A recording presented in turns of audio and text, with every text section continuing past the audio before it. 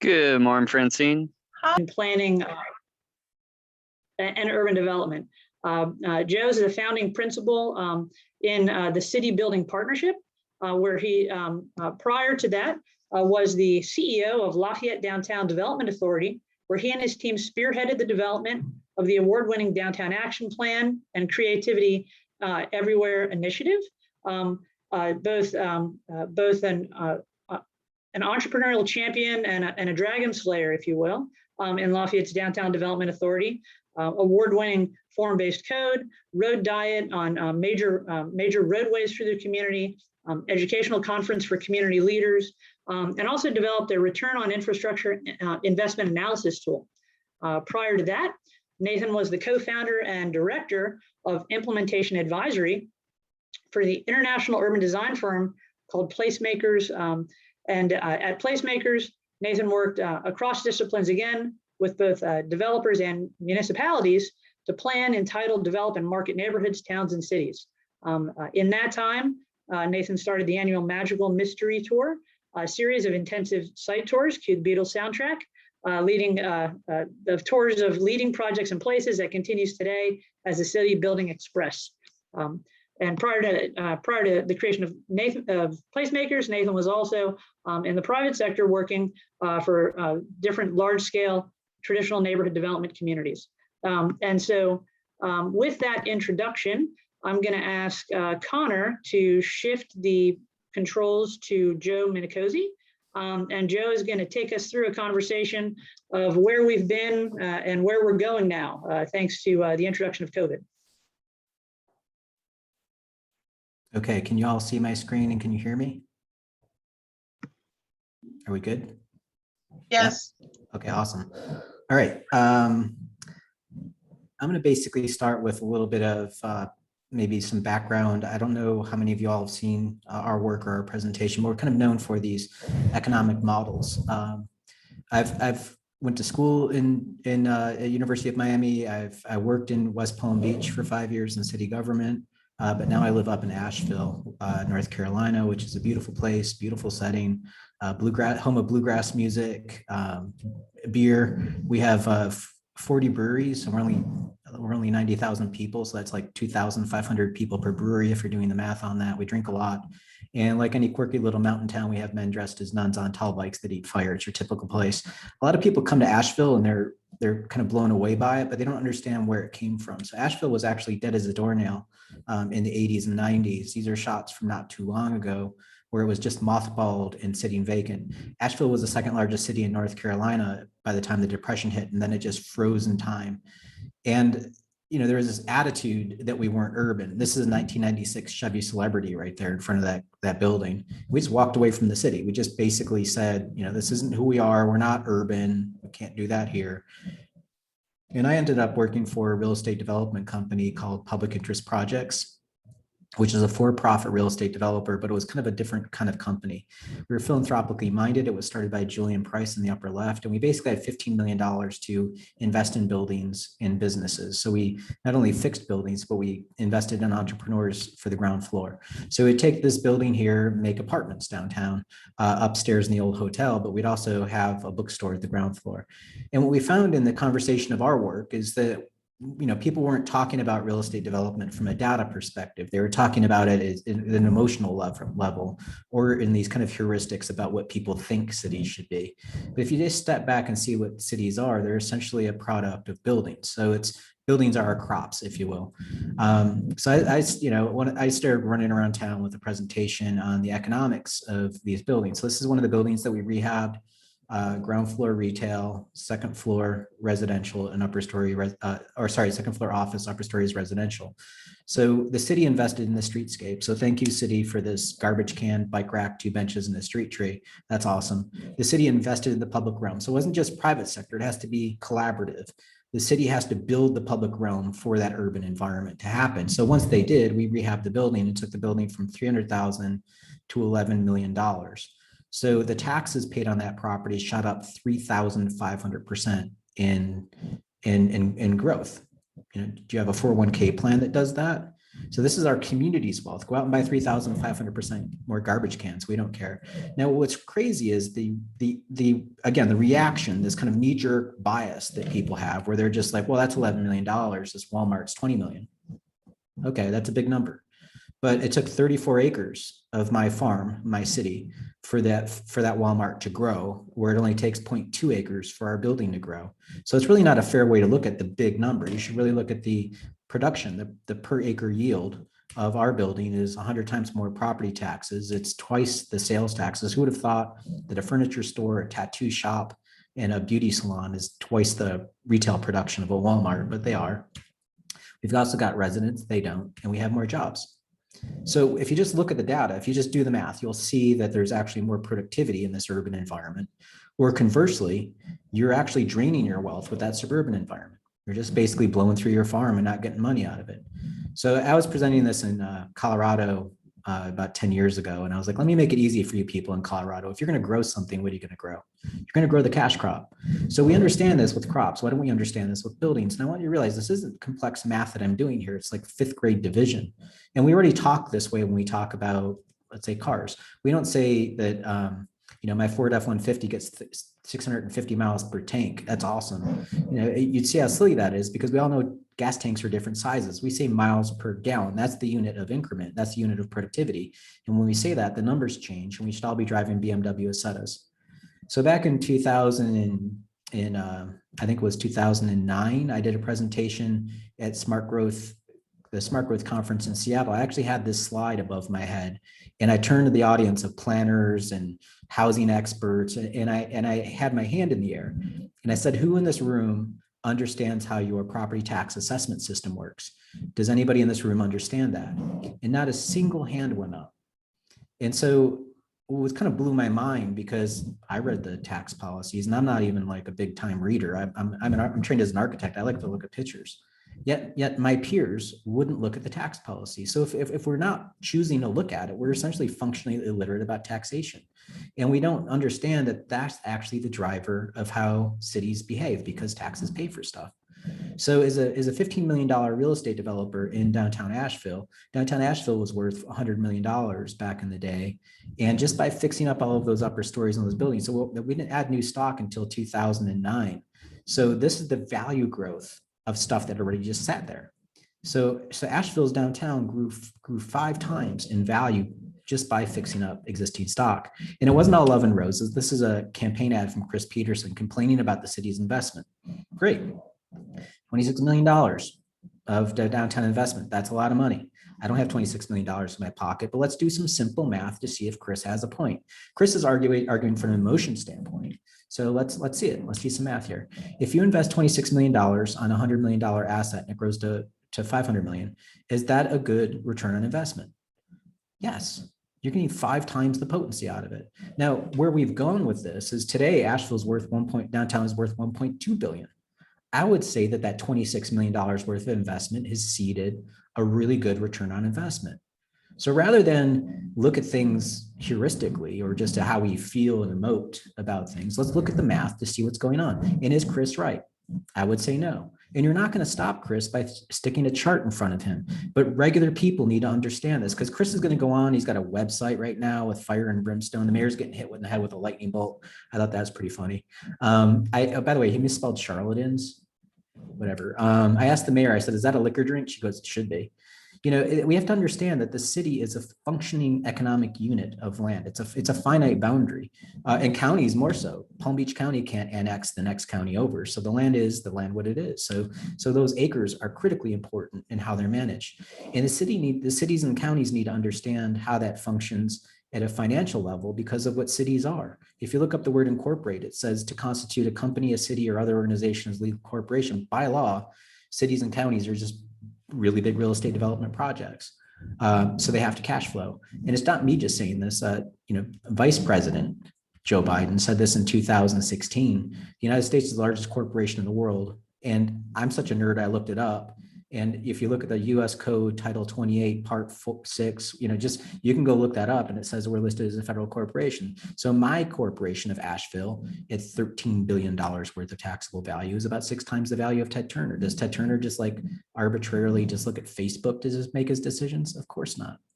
So we've done this in now 35 different states, 3 different countries at this point. And when you stack up the dollars generated per acre to the county, because we're all county taxpayers at the end of the day, let's remove the cities for a second. For every dollar of county tax somebody out in the county is paying to the county in single family, their brother or sister in the city is paying about 5 times that to the same county. Here's the Walmart, there's the mall. This is a 2-story building. This could be in downtown Delray Beach or downtown Dallas. As soon as you start stacking stories, you see things jump up. This is a 3-story building, that's a 6-story building. So I'm not showing skyscrapers here. And lots of times people would push back at me. They're just like, well, Joe, you just hate Walmart. And you're totally missing the point if that's what you're thinking. I presented at the International Association of Tax Assessing Officers back in 2014. And this guy was there presenting at the keynote. He did this amazing presentation about how cheap Walmarts are. Think of how brilliant that is. You've got 3,000 assessors in one room, and you demonstrate how crappy your buildings are. If you tax on value, there's a perverse incentive to build junk. So he's being smart. He's just reducing his tax burden. Now, my soul was being crushed as I watched this go down because, who could blame him? But I went up to the microphone and I asked him, I said, Mr. Terrell, what's the useful life of one of your buildings? And he honestly shot back 15, maybe 20 years. We're designing the building to depreciate it as fast as possible. We'll build another building and depreciate it down again. We don't care about the buildings, they're throwaway. From the mouth of babes. That's the truth. So ask yourself, is that what you want in your community in West Palm Beach or Riviera Beach? Do you want a 15-year relationship? It's about the life cycle of a cat. If you're okay with that, great. But at least consciously go in with that choice, that this is a choice that you are making to lose money. If you're okay with that, awesome. But to just not pay attention to this is just kind of silly. And I would argue that people just don't see it because they're not asking the right questions. They're also not seeing the data. So our practice, we try to think of it like the way that we think of our brains. So if I can show you a CAT scan in your head of where your creative thought process in green versus your brainstem activity in blue, and I could discern that information inside your skull, could we do the same thing as an economic report for municipality? So this is doing it for my county, let's say. So this is my entire county, 350 square miles, and what the values are from a real estate perspective. So we have non-taxable here in gray. Green is low value, purple is high value. So this is the Biltmore estate. The Biltmore estate is worth $100 million, super potent, or super valuable, but is it potent? The thing about the Biltmore estate is it's America's largest house. It's 180,000 square feet and it's on 8,000 acres of land. So who's got a gas tank that size? No one, or actually one person. So rather than total value, let's do value per acre or miles per gallon to see the productivity. And I'll just show it to you in 3D. So from this perspective, we can talk about this information as a county, because in defense of my friends who live out in Fairview, they think their taxes are really productive compared to their cousins out in Hickory Nut Gap. They have no idea what we're paying in downtown. You can see downtown shooting off the map. I don't even have to label it. You can also see our little cousin of Black Mountain, which is a community of about 8,000 people. You can see its little downtown popping up. So that urban pattern is actually highly productive in the community. So if this is the information you want to have and talk about, show it to people. And when I first started doing this, it was kind of funny. We were just like, well, why doesn't anybody do this? And it wasn't like anybody said, oh yeah, we should do this. Instead, it was like, hey, we're different. We're not North Carolina. And it's just like, all right, well, here's Kansas City, Missouri and Kansas City, Kansas side by side. Do you see downtown Kansas City, Missouri? Yes. Here's Manchester, New Hampshire. Can you tell where downtown is? Here's Bozeman, Montana. Can you tell where downtown is? Here's Brevard, North Carolina, a town of 7,000 people. This place is Mayberry. Can you see where downtown is? So we can show you the effect of land use patterns. And there's a clear, distinct pattern, but the difference between the downtown stuff and the suburban sprawly stuff in this lake. You just don't get the money that you need out of the suburban pattern. It is subsidized. If you're not getting the return on investment, that's what it is. And what I found in all of this, and I'm going to go ahead and let's go ahead and see in the chat. Let's see if I can see the chat. Um, I'm going to ask you all, or it's going to be really simple. I know that it's in the morning still. I'm going to give you 5 seconds to, and if everybody can get ready for the chat, to tell me how many shapes you see in this kid's puzzle. It's going to be really quick. So 5 seconds. Tell me how many shapes you see. Ready, go.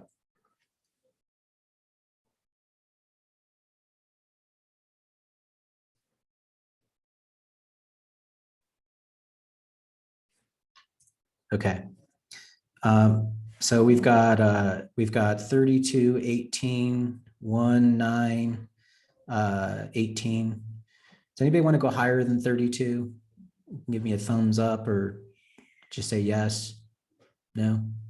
All right. How about this? Let me change the question. If you could all type in, tell me how many kids you saw on the school bus. Anyone? Am I getting anybody? No one wants to answer that. Did anybody see the school bus? What time was it on the clock? Anyone? So what's interesting is you didn't see any of that information because I didn't ask you that question. So you didn't see the 5 kids on the school bus. You didn't see it was 10 after 10 because I didn't ask you that question. Our brains are designed to look at information by the questions we ask. And what I find with city planning conversations, public meetings, is that we predispose the answer by the questions we ask and we don't get all of the information. So I think we need to take a huge step back out and make sure that we're asking the right question. And you do that by doing analysis. You're going to do our methodology is quite simple, and you all can steal this. It's just diagnose the land use economics with an apples to apples perspective. That's the value per acre model. Understand how your standards are actually driving that. If you're not taxing people, you know, the average Walmart consumes more in police services than it pays in property taxes. Why aren't you doing the math on that? So if your standards don't do that, you're bleeding your money all over the place. Consider geospatially relevant land use patterns with data-driven analysis. The further you're out a pipe, you should be charged more with all the lift stations you have to go through than the person that has no lift stations. It's that simple. There's a geospatial pattern to what's going on. You want to visualize the information so that you can see the choice architecture. You can see people making choices in the data. So you can show people these are conscious choices. And finally, once you get that information, you want to do small moves and incrementally adapt your policies, correct things. So that's our basis. You know, the other thing is you got to look at all forms of revenue. So you want to look at retail. This is Minnesota, Minneapolis is in the center. This is Hennepin County. This is their retail model. And when Josh McCarty was doing this, we had the Mall of America, which is pretty cool. And I was like, well, where's downtown? He's like, oh, it's up over here. So here's downtown's retail production versus Mall of America. When we showed this to the downtown Minneapolis Business Improvement District, they were blown away.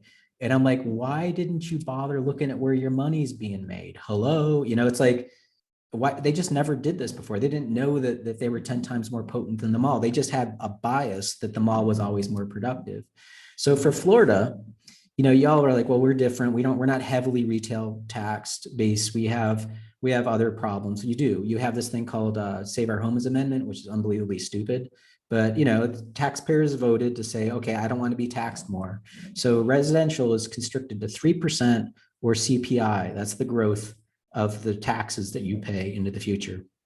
Commercial, you go up to 11%. So you're just more than happy to say, let's just go ahead and screw the commercial more. Now, let me just let you off on a little tip here. People who practice real estate in the commercial environment know how to save money. So that's why Walmart does cheaper buildings. So it's like, all right, go ahead and charge me more at 11%, but do realize I'm depreciating faster than that. So you're not really getting anything out of me. And yet we just go into this with this hubris, like I don't want to pay taxes. Like, great. So here's how it looks. In the last recession, blue is how the market took off, and red is what's going on with the constriction of your growth. So that's awesome. There was this like $14 billion disparity in Brevard County alone of the difference between the market and the value, the assessed valuation. But guess what happened when the recession hit? The value cratered and then slowly crept out at CPI or 3%, which is ever lower of the two. Well, does the market behave that way? Does the market follow these arbitrary constrictions on price? Hell no. So what happens when the market takes back off again is the gap widens faster. Unless you add more people, So if that's the way you're going to solve things, is just by stealing from people that just show up, awesome. But that means you're going to have to, it's like a Ponzi scheme. You have to just constantly add people to be able to pay off what you own. So the irony is when the market takes off, you can't afford concrete because concrete's not growing at 3% or CPI. Concrete's growing faster than asphalt. Florida Department of Transportation shows that asphalt's growing at 20% over the last year. Is that 3% of CPI? So you can afford less and less services. Do you want your police officers to have a raise at 3% or CPI, whichever lower of the two? Of course not. So this is the West Palm Beach model. You can clearly see where downtown is. You can see some other things like this was kind of crazy to us. This is on Clematis Street. That little 3-story building is more productive than the Darth Vader building. So it's 10.5 million an acre, 9.2 million an acre. So don't just have this bias that tall buildings are productive. Also, the things that was insane about West Palm Beach is what was going on with the transportation impact fees. So we went ahead and modeled these. These are all the different districts. Zone 5, 4, 3, 2, 3, 2, 1. This is West Palm Beach in here. This is the Loxahatchee area. So when you look at the fees paid for impact fees, yes, Loxahatchee is kicking in some impact fees. Got it. But it's nothing compared to what's going on east of 95. And you can see the revenues generated. So just zooming into West Palm Beach, these are all the projects that the county was doing in blue. And this is the money. So let's just go drill really close into downtown for a second. Downtown is 1.5% of the boundary area, yet it's producing 21% of the monies that go to the transportation funds. That's highly potent. Everybody should be writing a big thank you card to downtown West Palm Beach. This was 10 years of productivity of revenue from 2004 to 2014. So these are the monies coming out. The blue stuff are the projects. Note how the projects just kiss the edge of the boundary. We're going to talk about that in a second. So here's the money generated. Here's the projects.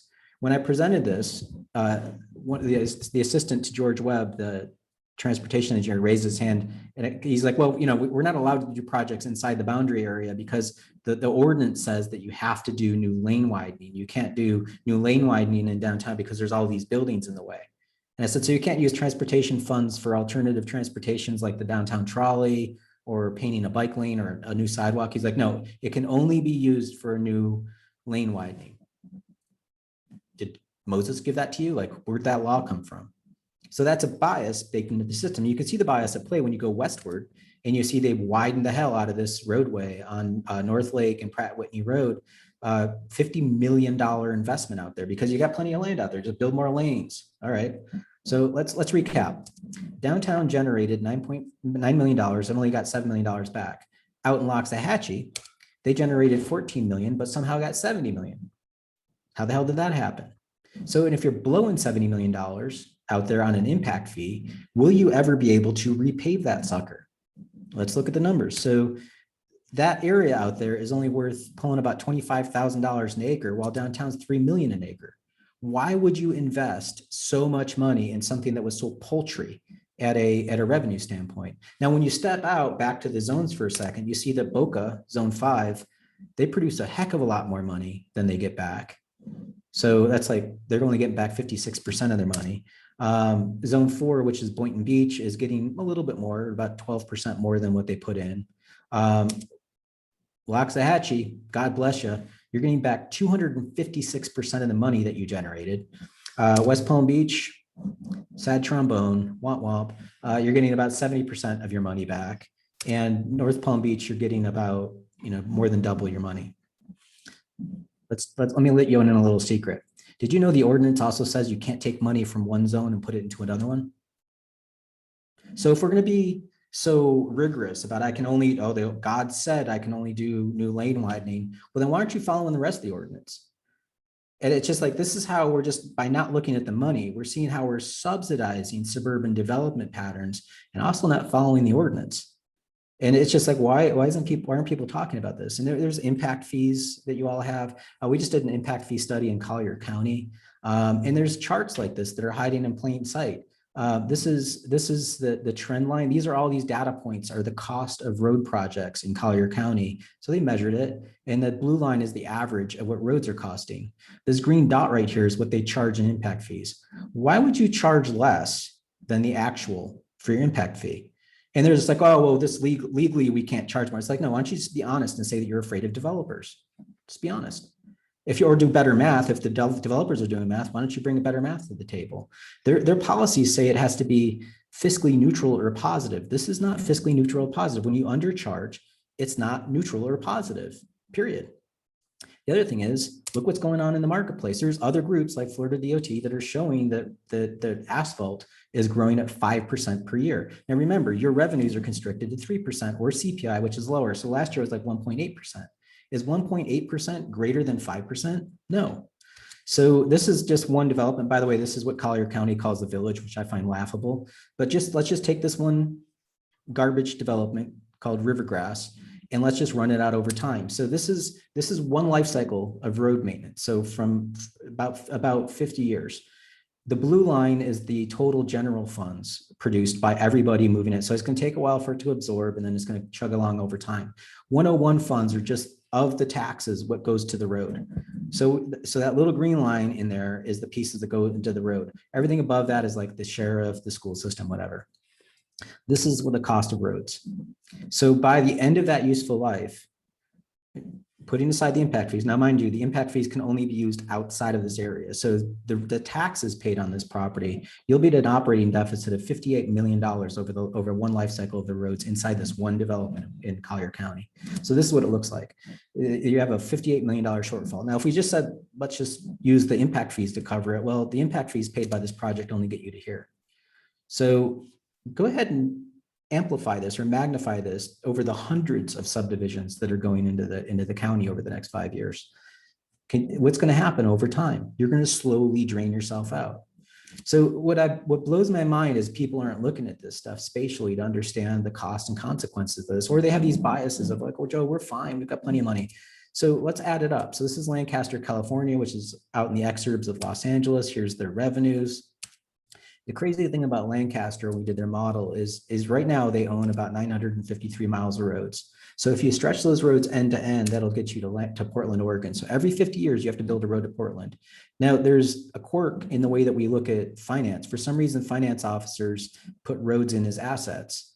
And when I talk to finance officers, I'm like, well, you know, I've got a computer, I could have delivery vehicles in my business, or I could have real estate.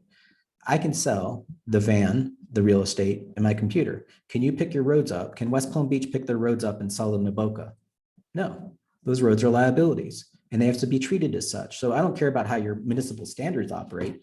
I want to show you how you actually function. So we put all of their roads when they were built from the early 1900s to today. We stopped them in 2016. And you can't help but notice what happened after World War II when they built all of these lane miles. Well, guess what? Those lane miles need to be replaced 50 years from then. So in 1983, they were hit with huge capital expenses. You know, we shouldn't just look at our capital system like, oh my God, we have big bills. It's like, where did they come from? So when they got hit with these bills to redo all of those roads, notice what they do with this little blue line here. They added more roads because they probably annexed more land or did more real estate development. And this comes back with the second life cycle, and it brings along with it this. See a problem? So just stopping them in 2016 and just doing a rebuild cycle of all of their roads, this is what it looks like. So that first wave was ridiculously stupid. But you know, you could look at literature from the early 50s and 1960s. No one was penciling this stuff out. They just went ahead and did it. We're modern. This is what we're going to do. And then we convinced ourselves that this is who we are as Americans. And I remember in the 80s, everybody's like, well, this is America. We love roads. It's like, all right, we just double down on that infrastructure. So now our generation is dealing with two mountains that are now stacked on top of each other, and they're getting bigger and bigger over time. This is the reality of what we own. So let's just be honest about it. When did this happen? Who made this choice? And did we ever pencil it out? The answer is no, we didn't. So we're stuck with it. So in case of Lancaster, flushing their money into their roads, they basically run out where it turns red. And so they can only afford 50% of the roads. And our recommendation to them is like, you have to make some tough choices. You can either raise your taxes, raise your impact fees, or you have to let some roads revert to dirt. You know, give some roads back to communities and say, that's your neighborhood, that's your road, you pay for it. I don't drive around in your cul-de-sac. So the bill has come due, and don't go thinking, I'm just going to use my ARP money to pay for that. It's like, well, that's great. That'll solve the problem today. What's going to happen tomorrow? Are we going to have another federal government drop on us because we have another pandemic? Is that what we're going to hope for, to be able to pay off our budgets? So we have to think this through. And I understand I'm being somewhat negative, but there is a way out of this. In Eugene, Oregon, we did their revenue model, and we also did this for Nathan in Lafayette, which is a full return on investment model. This is the whole city floating in the bay. If you look at the building like a boat, what's below the water line is the cost of the development patterns. What's above the water line is the revenues. So if you know your revenues and expenses, you can if this is what you're paying, what do you cost? Let's net one against the other. So what's net positive is in black, what's net negative is in red. So this is the whole net positive model from the top. You can see what's productive. The downtown is definitely productive. If you lift this whole model up like you're looking for a salamander under a rock, you can see what's net negative. And you see the spread of subsidy across this model. By the way, this model isn't as bad as what we saw in Lafayette, because Lafayette has a ridiculous amount of stormwater infrastructure. But so in Eugene, working with their team, they wanted it broken down by building type. So we made this, I call this the Brady Bunch slide. We have residential, low density, medium density, high density, mixed use, low, medium, high, commercial, low, medium, and high. And these are the sticker prices. So what you'll find is single family detached housing in Eugene is subsidized to the tune of about $1,400 an acre. It's losing money at $1,400 an acre. Or you're draining $1,400 an acre from the other ones. They're overpaying to compensate for the single family. And I also understand the market, that people are gonna say, well, Joe, I want a house. Great. But 80% subsidy, 80% of your land use is in subsidy. It's a little bit much, so I'm not saying don't do houses, but you need to expand that blue piece of the pie to get more money to be able to compensate for those losses. So just think this through a little bit, or to use the transect, and you see each tree ring of the city. You can't just have one tree ring being 80% of the volume. You need to focus on some other ones. So looking back at the model, definitely do more stuff downtown. No brainer. But if you look at the model at the north side over here, this thing Crescent Village, that's giving you a signal of what you should do. So in addition to doing stuff downtown, maybe out in the neighborhoods, you need to kind of do some surgery to add in little neighborhood clusters. And those could be neighborhood services, coffee shops, bars, restaurants with apartments above them. You could do that mixed use stuff that's producing the wealth out in the neighborhoods that are neighborhood service to begin with, and you can grow your wealth that way. But you need to do something because you're currently hemorrhaging money. So when we view the landscape and see all this stuff on the left and just go, this is what the market wants. It's not that the market wants it. The market's subsidized to make that happen. You'd be stupid not to do that stuff because you're not paying for it. And then when we look at our budgets and realize we don't have money for the greenway, the art teacher, or the dancing traffic cop, we don't have that money because it's currently subsidizing that other stuff. So I know I've gone on for 30 minutes, but what does this mean for post-COVID America? Well, one is the ARP funding. Two is what we've learned in COVID, some of us more than others, is that science is not just a guess. Science is data. Science is data driven. And we need to bring data to the table to understand this stuff. Secondly, the other thing that COVID exposed is equity. We need to understand, and we all had that moment of rawness when George Floyd was murdered after seeing a string of these in less than 2 months. And looking at how the patterns of equity are involved in our community, we need to dig deeper to understand this. So this actually goes back well beyond the 30s, but in the 30s, it became institutionalized at a federal level. Our federal government changed mortgages from 7 years to 30 years. And in doing so, they wanted to get more people into housing. Some people got that benefit of getting into those 30-year mortgages. Other people didn't, because they issued an edict to every city that was over 50,000 people to make a map called a red line map. So they had a map 4 categories: best neighborhoods in green, desirable neighborhoods in blue, declining in yellow, and hazardous in orange or red. And so I'll give you an example. Denver is one of my favorites. So here's their red line map. Hazardous people were immigrants. And you can see who was the immigrants in the 1930s. That would be Italians. I'm hazardous, people. Watch out for me. After Italians, you'll notice under that is Germans. Well, what kind of Germans were immigrating in the 1930s when the Nazis were taking over? Oh, that would be Jewish people. So people made maps. So here's Denver's map. This is, you can see here, 35% Italians in that red line neighborhood. You got to watch out for us. We're dirty people and hazardous. What I find kind of comical about this is the yellow neighborhood right next door is also Italians, 50% Italians. So this one's got more Italians, yet it's better rated. Well, the reason why it's better rated is that these are the bootleggers during Prohibition. So this is the mafia. They don't want to fuck with the mafia, apparently. They're just like, all right, we'll just not mess with them, which is, I find hilarious. Now, as an Italian, I could change my name to Smith and no one would ever know. I could move from the red line neighborhood to the yellow line neighborhood. If you're Black, you don't have that option. Because right away, if you're a Black, your neighborhood gets redlined. And you can see here, Negro population, yes, they didn't even do a percentage. There's like, yeah, we found some Black people. They give it this thing of there's cheap houses here. Now, interestingly enough, if you just go right to the next neighborhood over, and let's just go ahead and read this. This is painful. One of the best colored districts in the entire United States. This is known as the Negro Country Club. They're clearly saying this is good. There's brick houses, which are not cheap. So they're a higher level grade of investment. But right here, were it not for the fact that this was heavily colored population, it would be rated a yellow neighborhood. So what ends up happening is these people in this neighborhood, just because they woke up one day and their neighborhood was turned red, they were removed from the mortgage industry.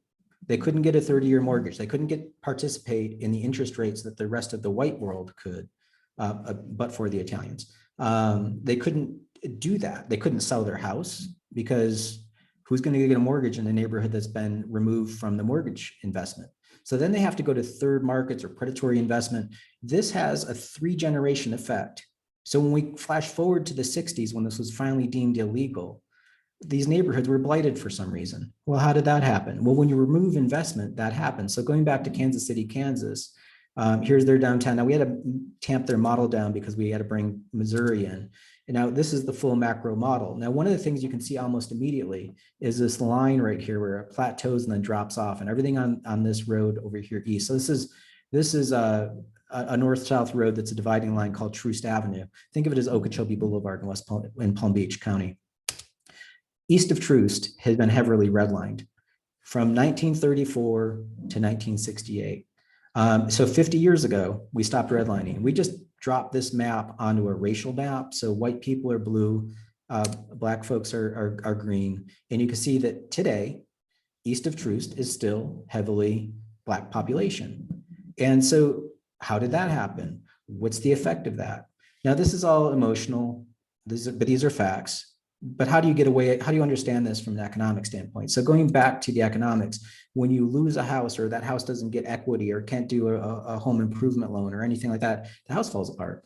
So when the house falls apart, you get vacant lots. So we mapped all the vacant lots, and you can see that there's a high correlation between vacancy and redline neighborhoods. So they have 3 square miles of vacant land in Kansas City, Kansas, and 7 square miles. So those parcels all have roads and streets, snow plow, garbage truck, all that going by it with no revenue because there's no building there.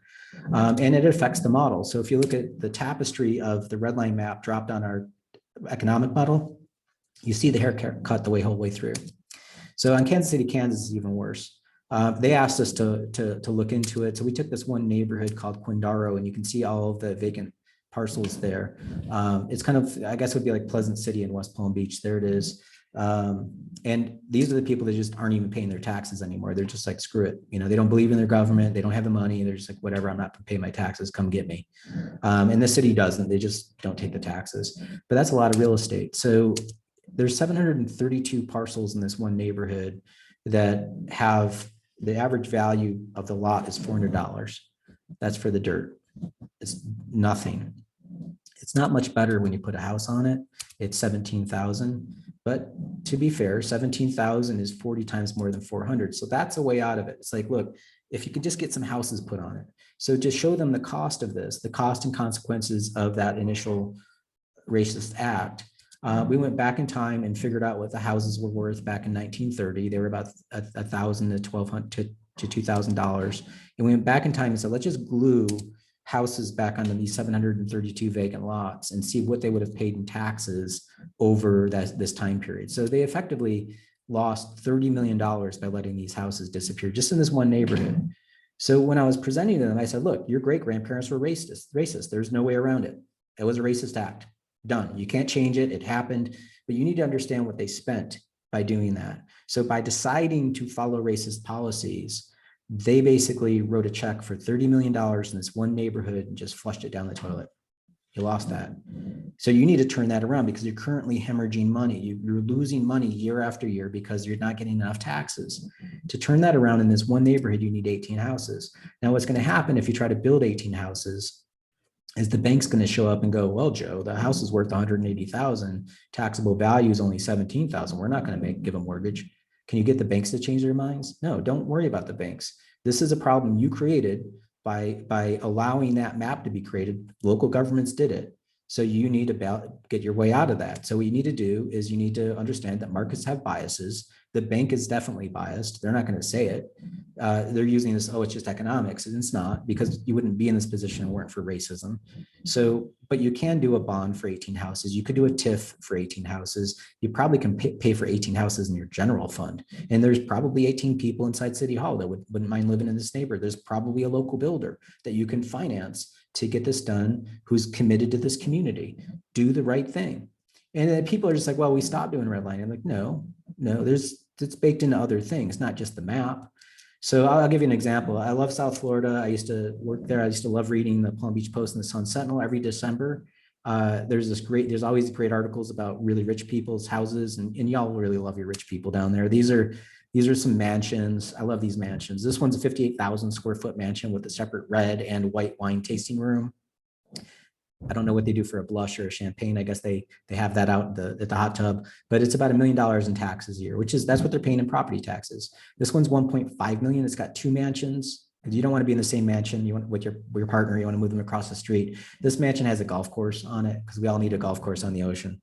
But you know me, I'm an apples to apples guy. So rather than total value, here's the value per acre. So let's rearrange them based on potency. So the smallest one's actually the most potent, and the golf course one's the least potent. The double mansion's in the middle of the pack.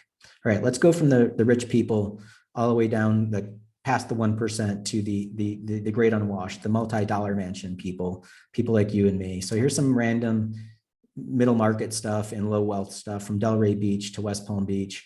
22,000. These are their tax bills. This is Pleasant City. Northwest neighborhood. This is Pleasant City. She's paying $970 in taxes. She's got this shotgun shack.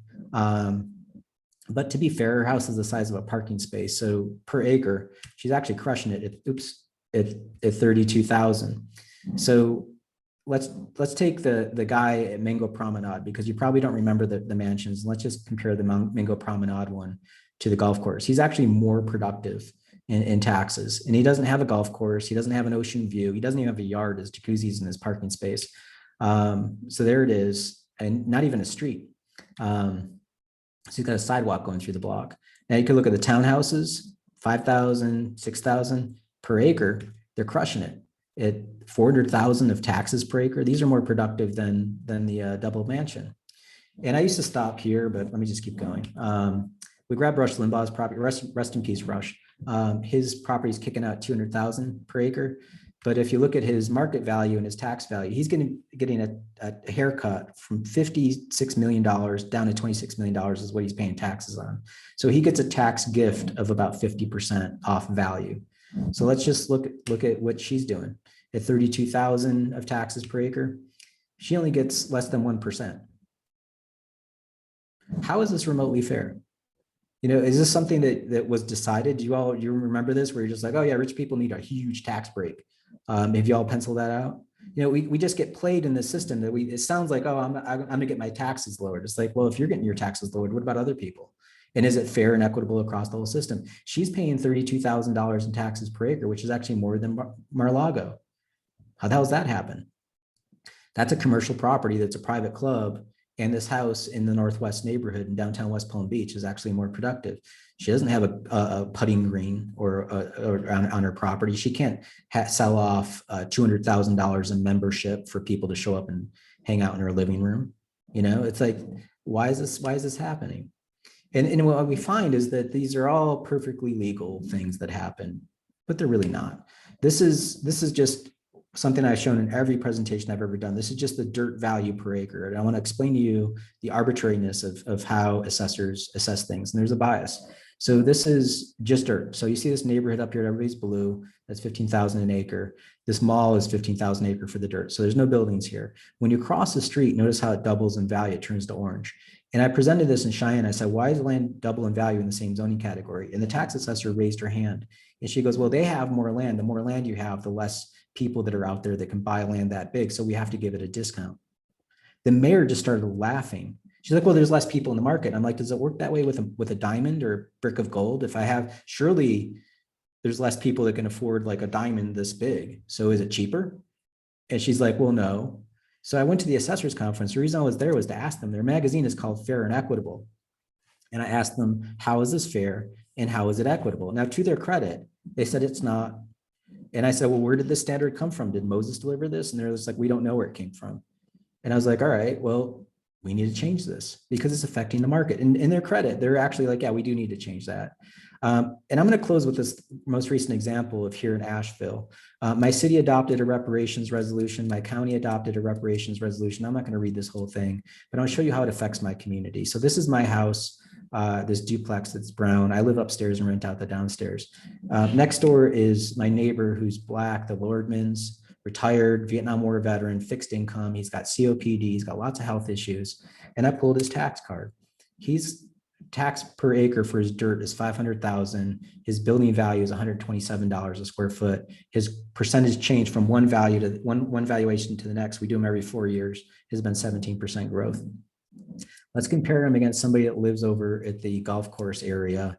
This is a house on Kimberly Avenue that's got this incredible view of the 9th hole of the Grove Park Inn golf course.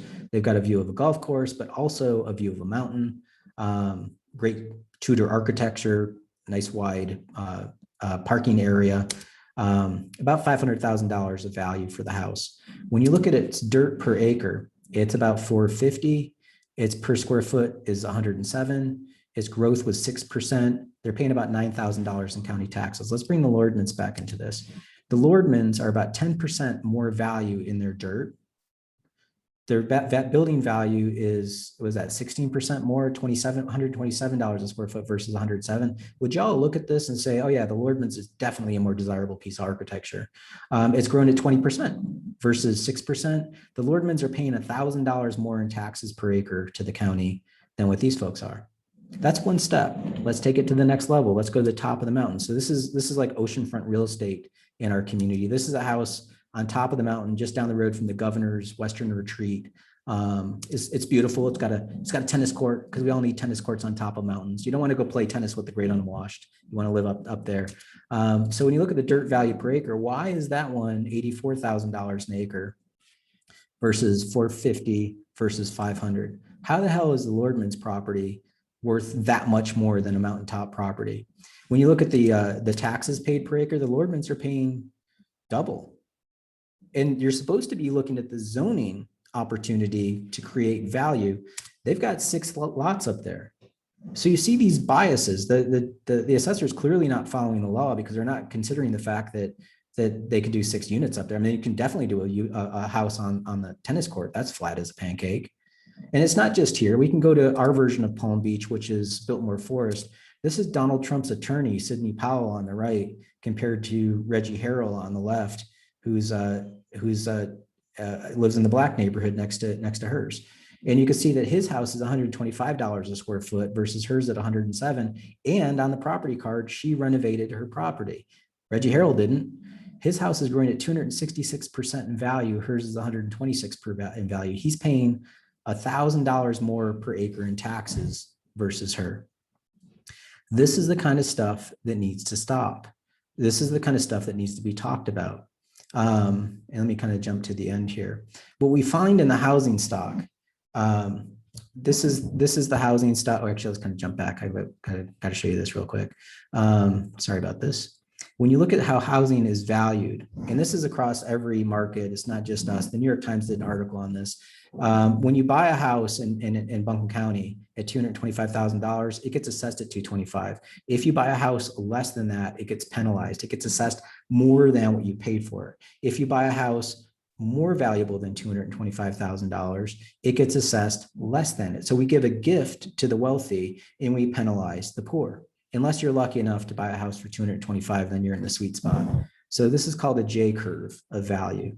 When you look at the housing stock of Black and white households in Buncombe County, we're Appalachia, so we have some poor folks here. This is green is our Black folks, blue are white folks, and you can see white folks are peaking out about $20,000 more than what Black people are peaking out. So if we take this J curve and kind of apply it to housing stock owned by people in my county, clear majority of Black folks are in the penalty zone, and 2.4% of households that are Black owned are in the gift zone.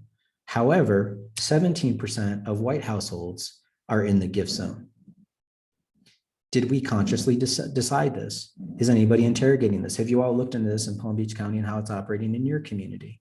So I can definitely say our property valuation is classist, and it looks like I can say it's racist too, because the predominance of Black folks are being penalized, and they were traditionally redlined in my community as well. So just to close, we call this geo-accounting. We're just going to put this information on a map so you can see it, take the data. And also we're agnostic. If you buy a boat, I don't care if you buy a boat. I care if you can afford a boat. So we need to put the data out there and see if you can afford the boat. If you can, great. We also need to understand where you're leaking your money all over the place, where you're losing money by design of your public policy or decision-making process. And also for the planners out in the audience, be agnostic. Just put this information on a map, look at it, and let it tell you what's going on. Don't judge until you see the information. And just finally, definitely read Chuck's book from Strong Towns, because he describes a lot of this stuff in that book and the biases that we have in the system. And I've gone a little bit over, but I want to thank you for letting me do some math with you all. And I'll turn it back over to Nathan.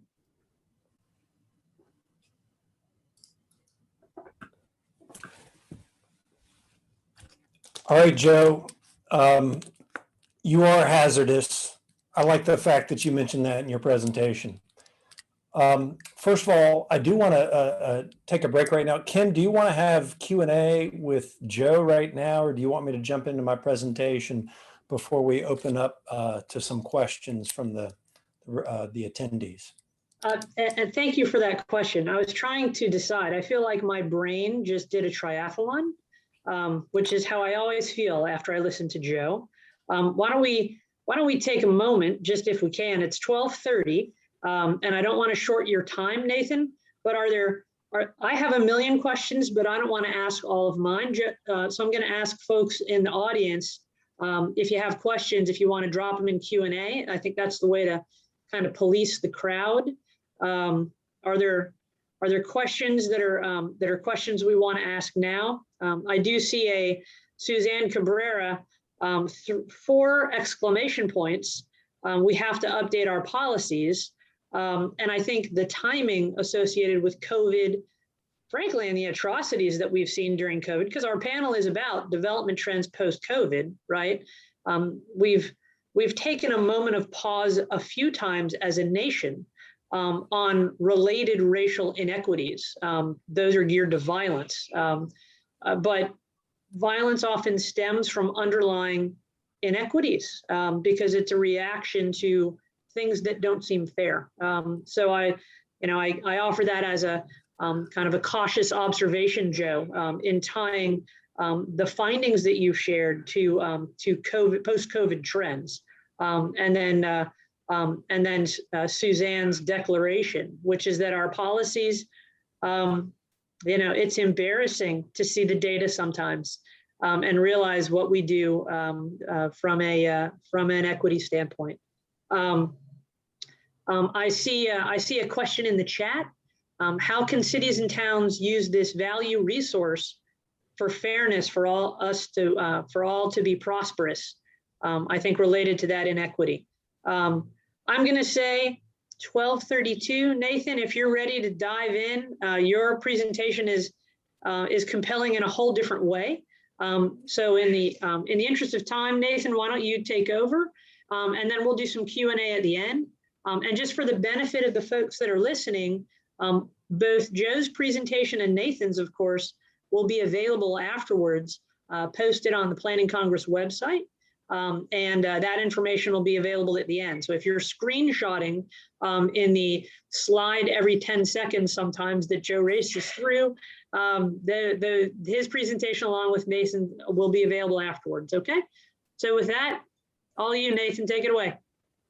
Okay, first, I do want to just, in reference to that question that was asked, the important thing is that what Joe's methodology brings to the table is information that hasn't been used by any sort of governmental entities for in anybody's memory anywhere, except in the few places that are hiring his firm to do this analysis. And so the point is that how are you going to be fair if you don't have the information? How do you make good choices without the information?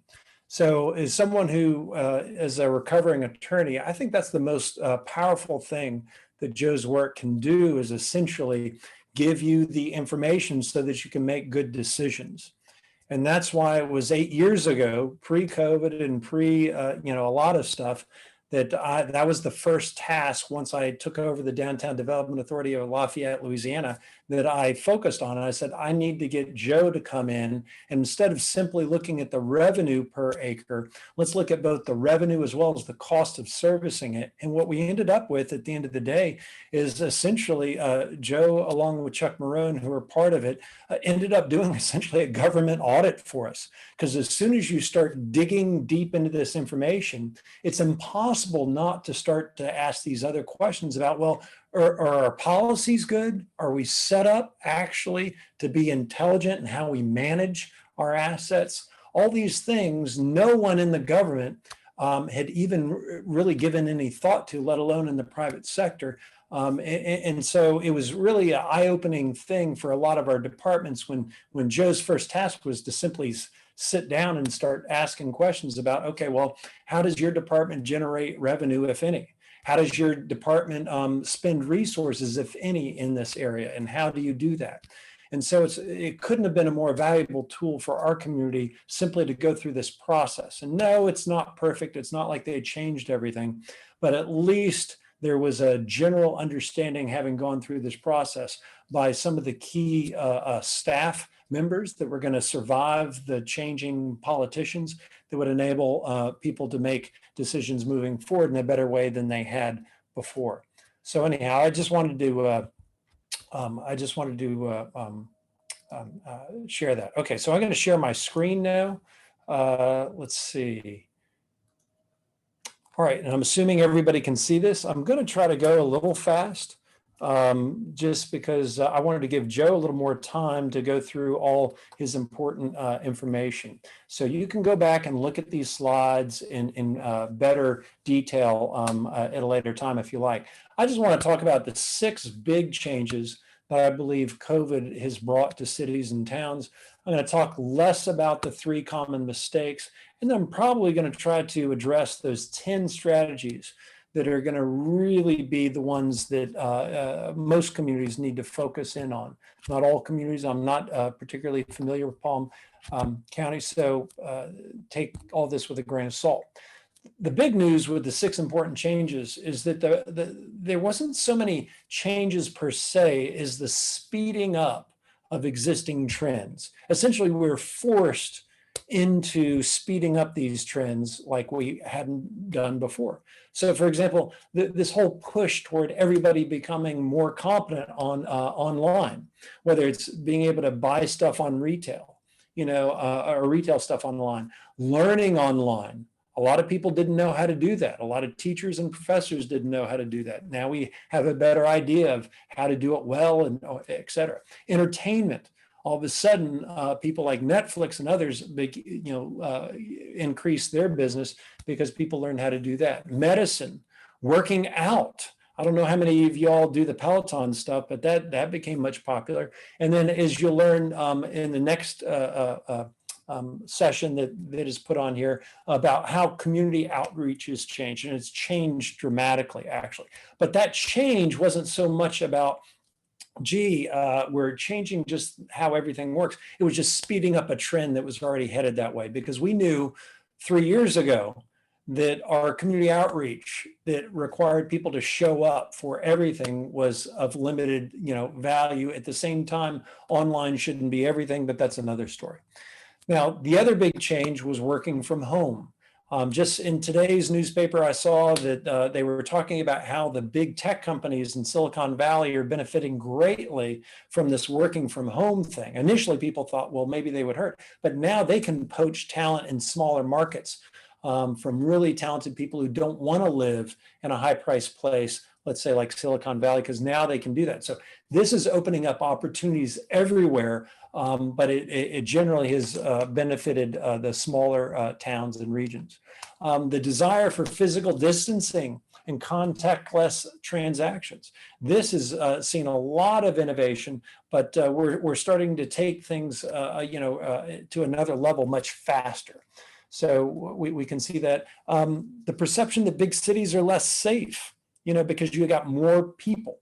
Now we can debate all day long about whether that's true or not, but the truth is that's in the psyche of a lot of people. And so it opens up opportunities for smaller scaled cities and places. The other thing is that it opened up a huge dialogue in a lot of cities about how we can deal with mobility and transportation, and specifically our rights of way and our streets in a better way. How are we going to do outdoor dining? How do we do pickup and drop off zones? I don't know about your community, but e-bikes are transforming a lot of communities because they enable everybody, not just the spandex crowd, to really benefit from it. So that's changing, and it may not have changed much in many places, but COVID sort of started to open this up. The final thing is that federal government's going broke faster than anticipated. And so any community that's thinking about the future has to be thinking about, in the future, we're going to be be able to be less dependent on help from federal governments. And that also brings up the risk for social unrest and the like. But that's something that is a long-term thing. It's not on the short-term radar, but it should be something that you're thinking about, because if you think the feds are going to continue to subsidize a lot of what you do on the local level, you're probably in for a surprise. Okay, so those are the big changes that I see that are the speeding up of existing trends that you should be thinking about as we move forward. All right.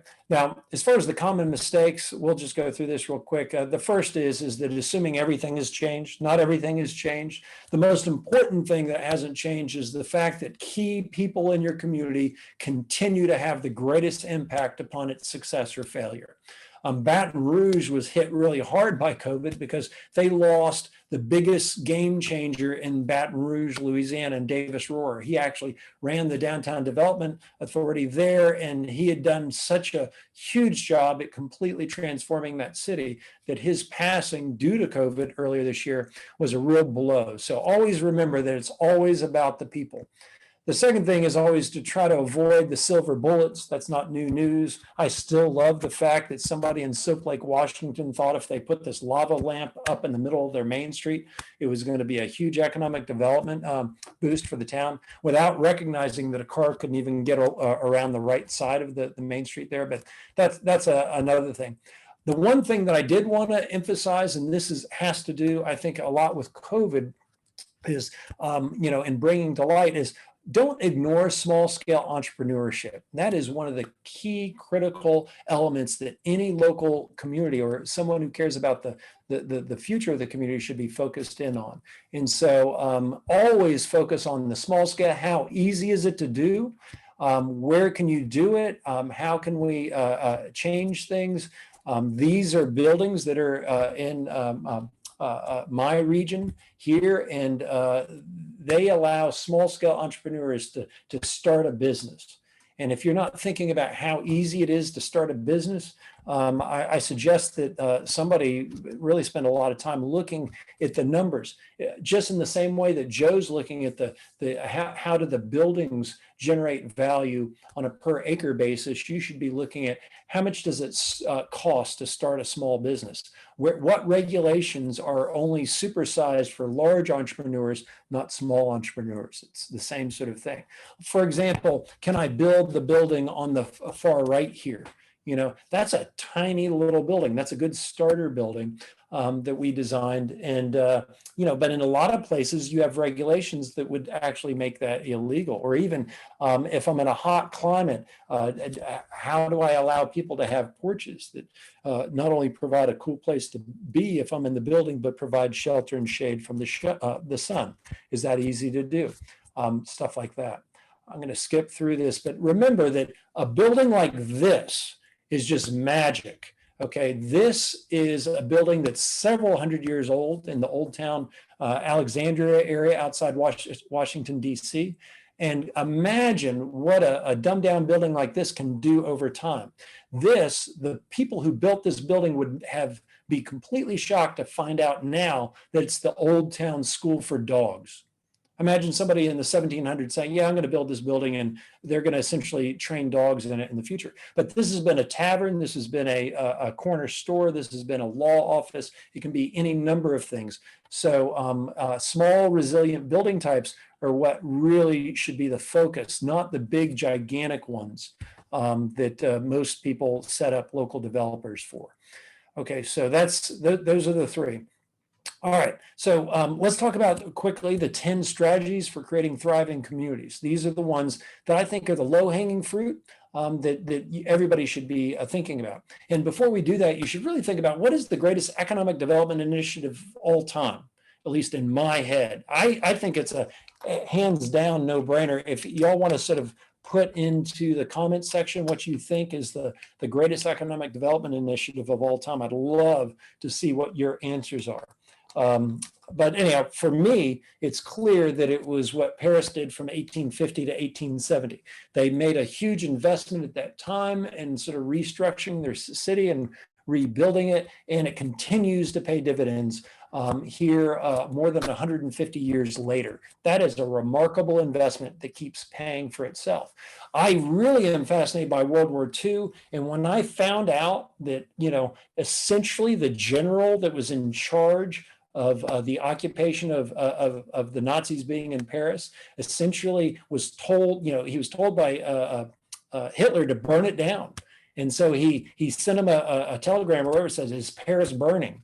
And this guy dragged his feet long enough where essentially this general was the reason why Paris ultimately was saved from being burned to the ground. And that's pretty impressive. All right. So first thing, talking about their strategies, internet infrastructure, I think, is not a typical community discussion point, but I think it really should be. In Lafayette, Louisiana, where I was, they actually created Lafayette Utility Systems Fiber, and they made sure that you could get 1 gigabyte download speeds anywhere in the area. That's pretty, so internet, focus on the internet. The other thing is the kitchen cabinet. This is an offshoot of just about, people matter. That is the story of a great town, whether it's the beginning of it, the middle of it, wherever it goes, is dependent upon just a few people in the community that care enough about it that actually they love it more than your community deserves. So it's never a story of 100 people changing the town. It's usually a few people who get other people involved, but it's just a few people who are sort of guiding things. Make sure that you've got that good leadership. If not, maybe you're part of it, or you can encourage some people to be that that key series of small people who are plugging people in and making sure we're heading in the right direction. Don't mistake the fact that, a politician shouldn't be in that role. Your mayor doesn't have to play this role. This should be sort of outside of that. It doesn't mean the mayor's not important. It just means that you need someone with a long-term perspective, not the perspective of the next election, guiding your future. The third thing is actually what I call a meaningful vision is a cocktail conversation business plan. that's my rant against anything like a comprehensive plan, which I know is required in most jurisdictions, but it's really to get away from the idea that I'm doing a plan and the idea that really I've got a business plan for the future of the community. And so I still love, even after 2 decades, the Envision Utah process, where they said, look, we're going to look at 4 very different ways we could develop, and we're going to give everybody the impact of choosing one over the other. And so back in 2006 or 2007, they hired me to do their form-based code education, because that was sort of the next step in their process. And I was shocked when I showed up, because they had 300 people there to listen to me talk about something that's otherwise boring in form-based codes. And the reason was because everybody was so engaged, because they made an informed decision. And that's once again why Joe's stuff's really important. But it's a business plan. Huntsville, Alabama was really kind of struggling a decade ago with not knowing, well, what are we going to do? Because we can't recruit people to Huntsville, and we're losing them to Raleigh, North Carolina. We're losing them to Austin, Texas. And I said, well, it's clear you need a business plan, you know, and the business plan was all geared toward, you're not cool enough. Who thinks Huntsville, Alabama is cool? Not many people. And their downtown wasn't even cool enough. So I said, you know, go where the low hanging fruit is, and you've got to do that. In Lafayette, they love to drink. I don't know if you've ever been there, but they have great music, they have great food, and they really enjoy great alcohol. And so my basic idea was, we can't get anything done if I can't explain it in 3 to 5 minutes in a cocktail conversation.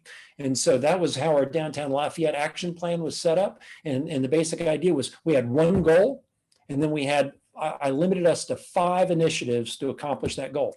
That was the downtown action plan. All right. And guess what? It was very successful, because we limited to one goal and 5 initiatives. And one of those 5 initiatives was, in the very first year, we hired Joe to come in to do his analysis, because most people really didn't care about the downtown. They cared about the suburbs where they lived. So I had to get them to care. And once they understood that the only way the government could make more money was investing in the downtown, getting a surplus, and then applying that to the suburbs. And so that was essentially a powerful message. And so we, by the way, always explain the why. That's old news, but if you know, most of the framing I see in the planning world is weak, because they're not thinking about how it's a persuasive element of getting things implemented. You always have to explain people why it matters. So if health is your thing, or economics is your thing, or you care about the culture, whatever it is, frame everything in terms that matter to those people in order to get it adopted. The impact analysis. This is essentially from Envision Utah, where they looked at the different scenarios here, A, B, C, and D. And what they did is they said, okay, well, these are the impacts. And so you can do whatever impacts are important to you, but that's obviously informed decision-making. In Montgomery, Alabama, I live in this region. On the left, you see the new apartments next to new homes. Everything was perfectly legal there. And on a scale of -10 to +10, from -10 to +10, it got a -4, perfectly legal. On the right, it got a +7. And that was absolutely illegal when I showed this slide in Montgomery. Okay, well, suffice it to say that within a year, they changed their code so I could build what's on the right as of, so I could build that right away. And it was all because we did the impact analysis, the visual preference survey, but we did the visual impact analysis, and that sped it up. And in fact, the council adopted that code 9-0. And they typically only made decisions, they usually resulted in decisions of 5-4 followed by a lawsuit. So that's a big deal. All right, we've already, I call it a fiscal MRI. That's essentially what Joe did for us in Lafayette. This is absolutely critical today. Just like Joe showed how it was important in a lot of different issues, whether your issue is equity, economic development, just general fairness, or how do we do our planning, this should be part of the equation. If it's not, and you don't do the math, you're sunk. It was very powerful. By the way, this was the most, I always love showing this graphic. It always got everybody's attention. So that was another good thing when we were doing that.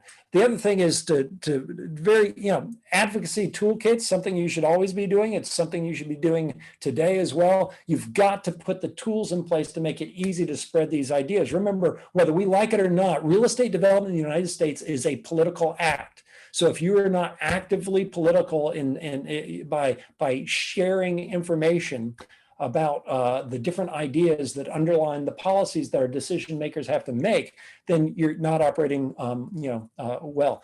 This field trip in the top center was a field trip we took over the 30 mayors from Austin, Texas region to Washington, D.C. in 2003. By 2004, because of that field trip, Austin passed its first major bond initiative for heavy transit in that region. And so that was all because of that field trip. So remember, these are all the tools you should always be using, but we sort of get complacent sometimes. Outreach to youth is my biggest pet peeve. Almost no community does it, and almost no community does it well. The best model still is the Wacker's Manual of the Plan of Chicago.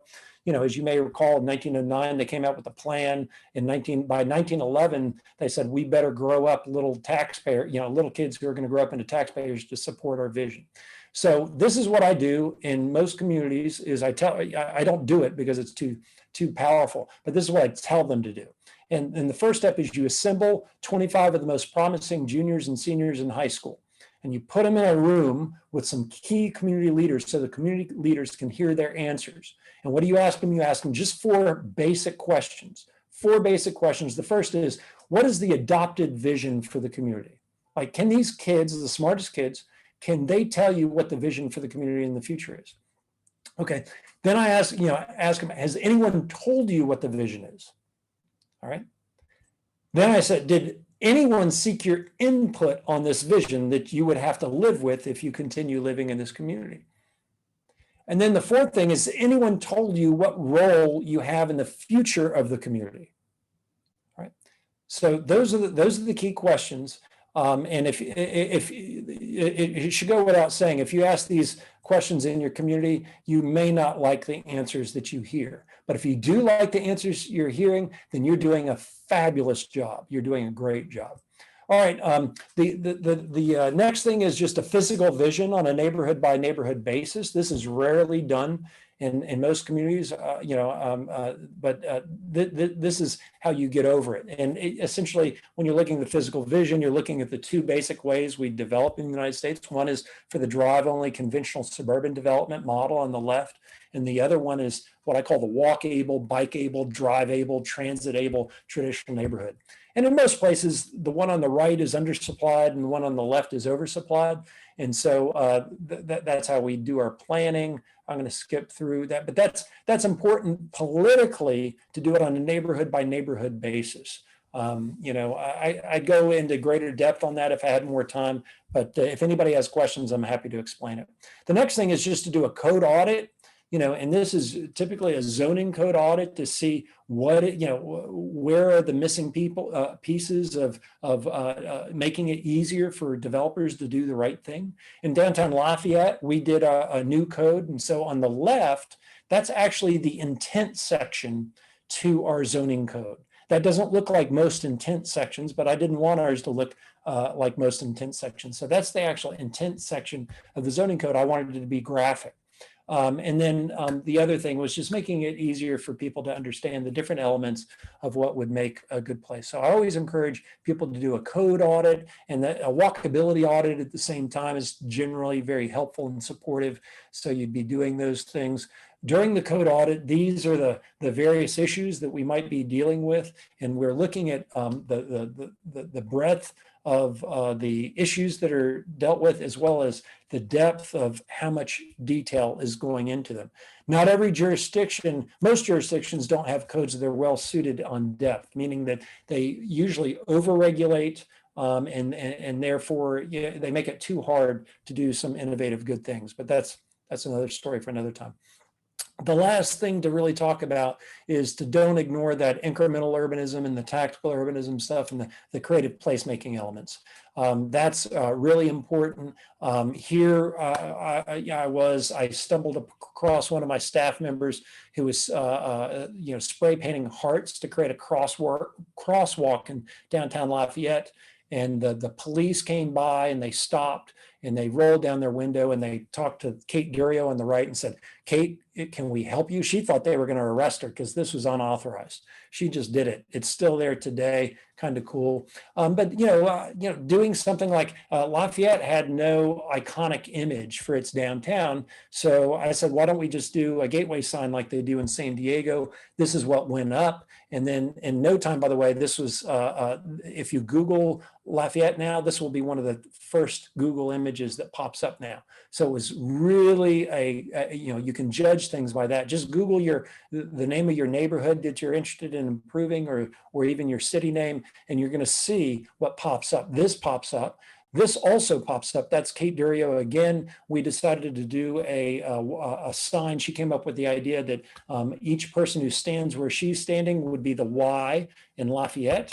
And so that became very popular. We know that because we had people starting painting it to support their local, whatever their issue was. And then we have people enjoying sitting on top of it as they watch concerts. And then we even have politicians who hate the downtown who then started using it as a symbol for their political flyers. And people would even mimic it in Legos. And then ultimately, it's always about the love. And when people decide to get proposed there, or they decide to get married there, that's when you know that creative placemaking makes a difference and really encourages stuff. Or even, some places have banners in the downtown. I said, let's not have banners. Let's do something creative. We hired a artist locally to produce these signs. This was 8 years ago. They're still there now. I was there earlier this year. They look great. But this is metal art that we replaced our banners with. Didn't cost us any extra money. We just had a few, we had a number of fewer banners that we put up. And now I've since learned this year they've been adding more because they had more budget, because all the original ones are still in great shape. If you want to get serious about the tactical urbanism stuff, even more so than you already have been, consider looking at these resources. I really love the Burlington Public Works Quick Build Design and Material Standards is a good approach to think about how you're doing, but Mike Lydon is doing great work in that area. Always, focus on the low-hanging fruit, on the creativity everywhere stuff. If you watch HGTV's Hometown, you can see Ben and Aaron. They came to my region recently to help with Tumpka. And as you might know, paint does a huge amount of positive things. You can see it in Miami and Wynwood, and how that was sort of one of the creative sparks to go there. But that's, in the parklet stuff, y'all do that. But we'll just keep going, and then say that the last thing that you should think about if you want to really create a thriving community is increase your lunch budget. This was something that was important to me as before I took on the downtown job in Lafayette, because I knew as a consultant how a lot of things got done. So I always wanted to do the lunch stuff. So if you are having trouble building the political will for an initiative, it just might mean you haven't had enough lunch. So have more lunch, and recognize that if you're going to change policies like the ones Joe is talking about, it's going to take time. A lot of people aren't going to embrace it right away, but you really need to do that. So, final thing is just, it's always about the people. It always has been. It always will be. So follow Margaret Mead's great quote about never doubt that a small group of thoughtful, committed people can change the world, because it's the only thing that ever has. And that's it. All right, so I'm going to stop sharing and let's open it up to questions.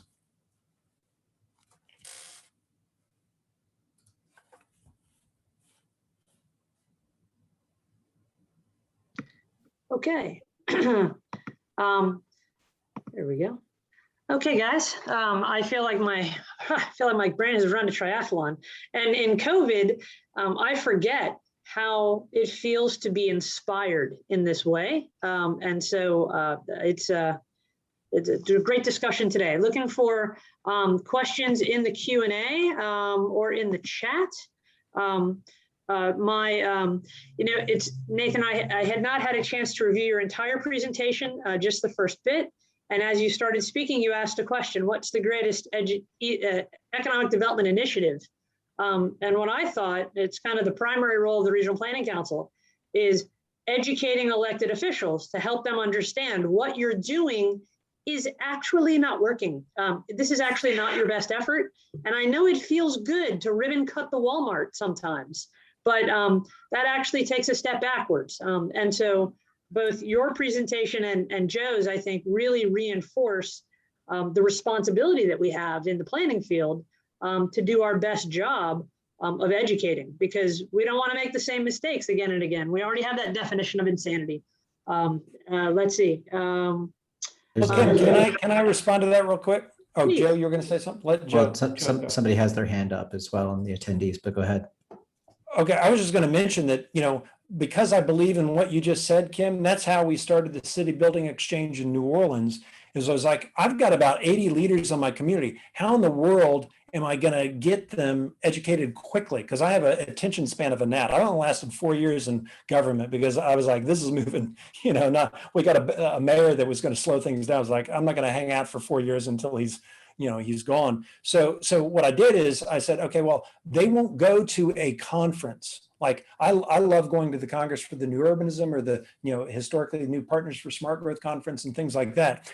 But they wouldn't spend more than 2 days away. So I said, okay, they'll go to New Orleans for 2 days. And that's when we created a greatest hits album of speakers that would come in just for those 2 days for the community leaders. And Joe was part of that. Chuck Marone was part of that. All sorts of other people were part of that. But that was just one of the many tools for the educational component, as well as an ongoing speaker series that I never had to pay a dime for in the downtown. I got other organizations in the community simply to bring people in. So Joe not only came, he not only went to New Orleans, we brought him to Lafayette and had him speak along with about 30 other key people over about a 2-year period. Just like you do these things, education, I do think, is the most important thing. So sure. And I'll offer an observation, which is a COVID trend going forward, right? Because that's our theme today for the panel. So along the lines of COVID trends going forward, one of the things that you read a lot about, and it isn't Kim's opinion, I mean, this is headline after headline, is a large segment of the population saying, I'm not going to delay that decision I wanted to make. I thought I might move to Florida someday, but now, damn it, I'm going to buy that house and move today. There's a YOLO, you only live once sentiment that's really emerged because people kind of, I think a large segment of the population view COVID as an example of the fragility of the time that we have and the lack of predictability and control. And so, what comes from that challenge, I think, is an opportunity to raise the bar, because the footprints that we leave, we as planners, and then larger, in a larger context, the elected officials are the ones that we're informing, right, to help make those decisions. So I think both of your presentations really leave me with a lot of inspiration to try to raise that bar for decision making as we go forward in different ways, using maybe this time of challenge as a way to kind of light some fires. It's an observation that I have.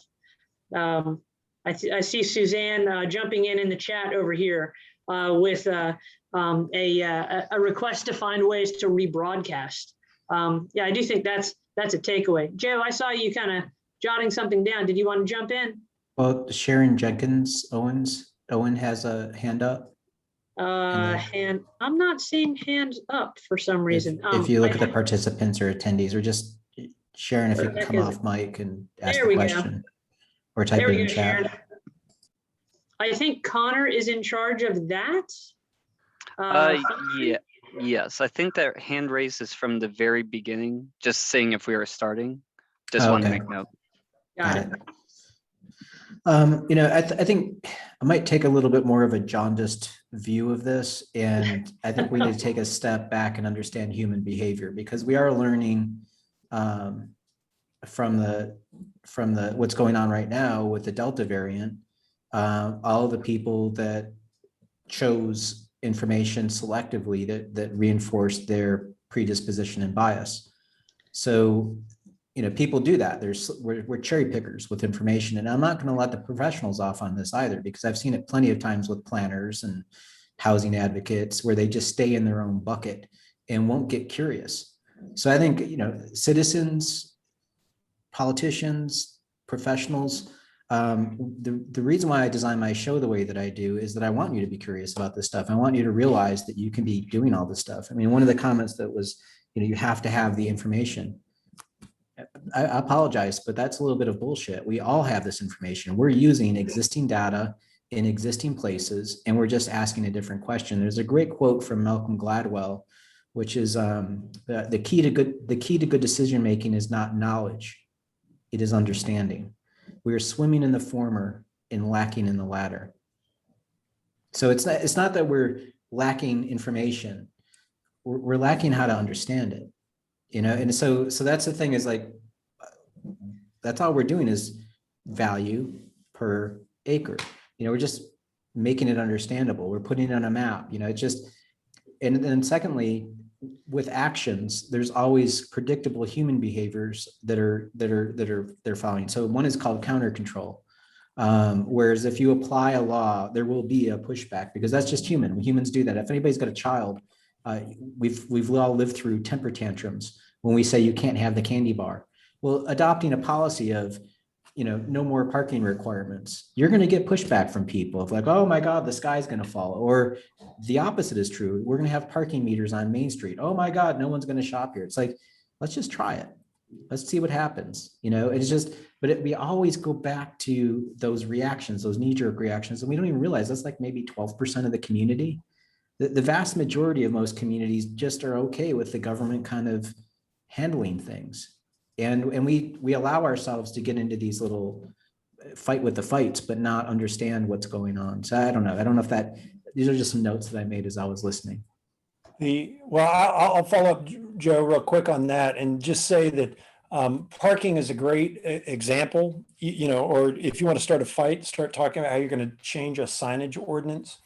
And what I've always advocated for my clients is to make sure that they don't make it about parking or they don't make it about signage. It needs to be about something that's much more bigger, because if, and that's why one of the key elements that's important in any planning initiative, as an example, is to identify what is your model you're aspiring to be. So in the case of, let's say, once again, Lafayette, Louisiana, okay, are you trying to be more like Charleston? Are you trying to be like Paris? Are you trying to be like Asheville, North Carolina? As soon as you pick a real place, then instead of arguing over the parking, we'll say, oh, well, we're trying to be like this place, and this is how they deal with parking. Okay, so instead of arguing over the technical engineering details, we're actually arguing about something more important. Or in the case of downtown Lafayette, our number one goal was to make young 20-something females want to live in the downtown.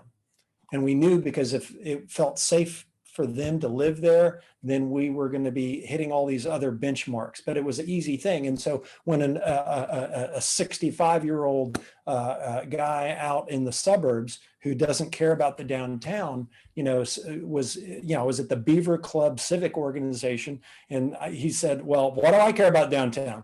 I said, well, do you have any grandkids? Yeah. Okay. I said, well, how old is your grandkid? Well, my grandkid's like 25. I said, is she living here in Lafayette or not? No, she's in Houston.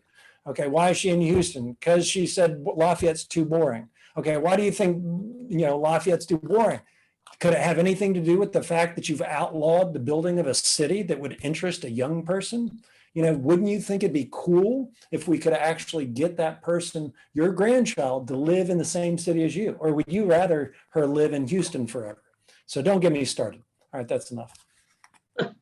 So I always, though, am in the land of optimism. So I don't think you can work for the Regional Planning Council if you're not an optimist, because you can't go to work tomorrow and say, it's going to be terrible in 20 years. So before we lose more of the folks that are on the call, what I wanted to do is share the screen of the follow-up Not that we're ending, but just since it is 1:11. Just for follow-up information, and again, we're going to keep the call up until 1:30, but just in case you didn't have the website address to get the follow-up info, the slide decks and bios, it's pbcplanningcongress.org. And then Francine, who's also on the call, has her email address if there's specific information that you need or want to find. And then also, I am asked to mention the next session is August 6th, a little shorter, from 11:30 to 1. That's going to be about reimagining public engagement, really a very salient follow-up to this discussion where we're talking quite a bit about education and getting out there. So I'm going to, whoops, sorry about that. I'm going to stop sharing my screen so we can go back to Joe and Nathan for discussion. So as you see the landscape, and you both have great familiarity with Florida and the let's say the challenging decision-making context the local governments are faced with. That would mean the declining amount of control that local governments have in the decision-making context. That's what that statement means. How do we approach the thought leaders and the investors, particularly, to help change the outcomes that we're having? I see that as, I mean, in our context, I mean, I default to the elected officials. They populate my board, the majority of my board, but we have 10 appointees on the board that are from the private sector. So we have that conversation on a regular basis. And in the planning community, it's a more cautious conversation sometimes. So what do you think are the messages that would resonate with investors as they come into our cities? Kim, I think that's a little negative. And that's probably because of your seat at the Treasure Coast. It's just, you've been, all of the regional planning councils have been pretty well beaten up over the last decade. And so you're sensitive to that. But coming from a Dillon's Rule state where we're not allowed to do a damn thing without asking our legislature, and our legislature has this awful habit of doing some particularly nasty things to Asheville, including gerrymandering, the bathroom bill, taking our airport, our water system, and our ability to annex land away from us. Only Asheville out of the entire damn state. I think we're giving you a run for the money on state abuse. So I think we have to maintain, I always take the perspective of talking to anybody, be it my mother or a mayor, the same way, and just allowing people to understand what's going on and just say, look, you're in the position of deciding, I'm not, but I have an obligation to tell you what's happening. And you have a gun pointed at your own foot with your hand on the trigger. You can choose to pull that trigger on that gun and blow your own foot off. I'm going to tell you it's going to hurt. You're not going to be able to walk for a while. You might actually not even be able to walk at all on that one side. But if you want to pull your trigger, knock yourself out. But you have to get people to understand that. So it's just, and I think that as long as we can kind of peel back the jargon, peel back our own behaviors, and just make it short and simple for people. So when I did a lot of slides. I always do a lot of slides. I do a ton of presentations to people, but they're nothing more than 6th grade language. I don't use complex terms. I make it easy for people to understand that. So I think it's all on us is the communication skills and being able to talk with people and letting people understand what's going on. And it's just, and we see this politically. We see, again, back to COVID, we see how alternative news sources could rise things up to a higher level.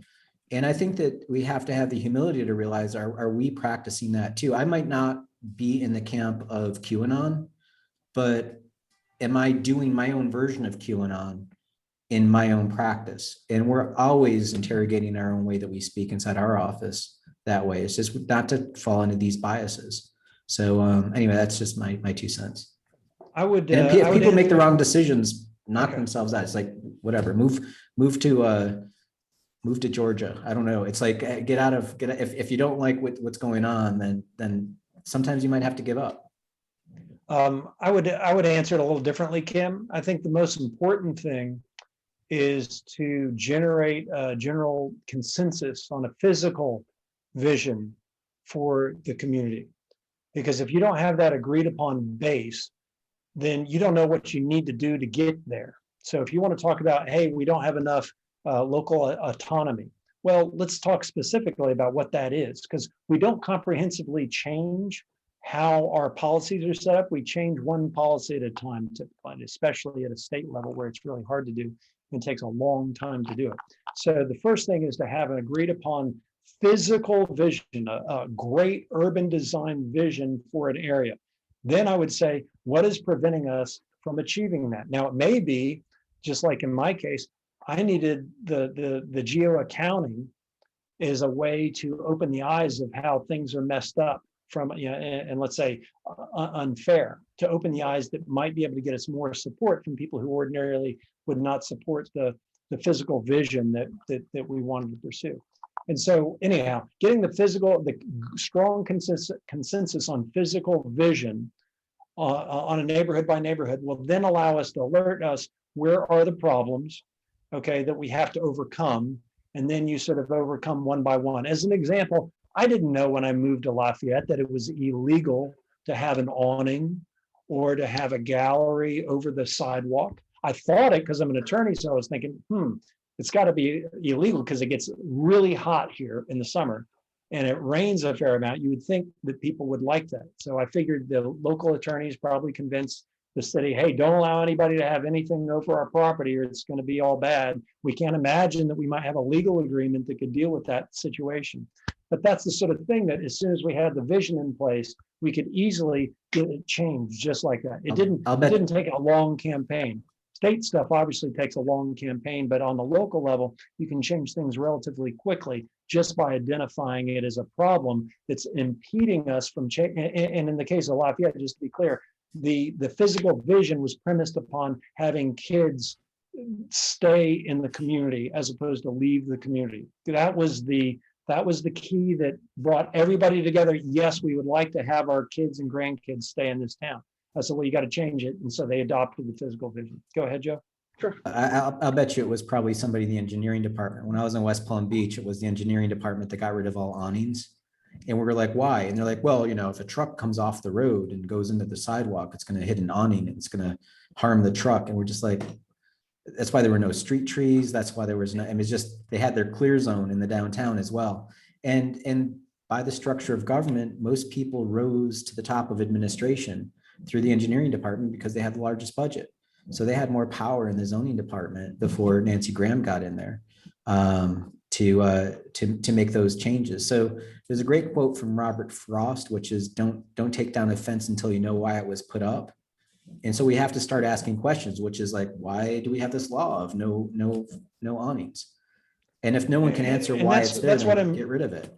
That's what impressed me about your 2014 visit to Kansas City and the assessors convention, when you were there with the smartest people in the assessor world, and none of them knew why the laws and policies were set up the way they were. Like, can you tell me why your tax system is set up this way? And no, that's just what the state requires. We don't know why. So anyhow, don't get me started. I didn't even get into the full thing. I've got a whole hour-long show on just the tax assessment system in Asheville and what we're uncovering. They value Airbnbs and VRBOs at the same way that they value a house. And we asked the assessor, we're like, why are you doing that? It's an income property. It's like a hotel. Do you value hotels as apartment buildings? And he goes, well, no, that's different. I'm like, how is it different? There's no one living there. It's an Airbnb. It is a hotel room. And so when you do that, it shifts the way that you look at valuation. So it takes the house and basically it's hiding $250,000 of income per year on this one house that we pulled. And that could float a $3.2 million mortgage. If the house could float a $3.2 million mortgage, why are you valuing it at $500,000? It should be a $3 million house. And he goes, well, that's just the way we do it. And I'm like, what does the law say? And when you read the law, it says you have to value based on income. So he just chose to not read the damn law based off a habit. No one's ever asked him about that. I bet you the same thing's happening in Florida. And you all have the same kind of tourism issues that we do, which affects your housing supply. Who would have thought? Sure. The other thing I should mention, Kim, I usually never do, but what's the most fun thing to do is to come in and help a city that a lot of people don't know that there's actually all sorts of specific techniques that are set up to generate the political will to make positive change. Now, Treasure Coast does amazing work, and it's had a long reputation of doing great stuff. So may not be as necessary there, but in general, I continually see local folks not understanding how to get the implementation done.